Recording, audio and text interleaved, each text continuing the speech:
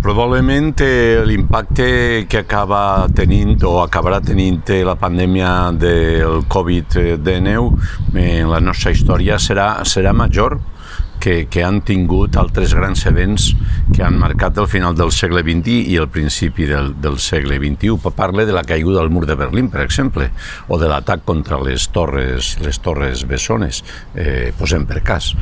Els estralls que està causant la pèrdua de vides humanes, l'alteració de la vida normal de milers i milers de persones, la malifeta econòmica, té una repercussió transcendental i de llarg abast. El retard en l'acció sobre una població envellida, 2 dècades d'austeritat i de reduccions en l'àmbit de la salut pública, almenys al País Valencià, a causa dels governs conservadors que s'han patit, han estat algunes de les causes de les que encara ara patim els efectes de la pandèmia. La solució sols pot venir de mans de la ciència i no ni de pregs, ni de novenes, ni de processons o de bessamans.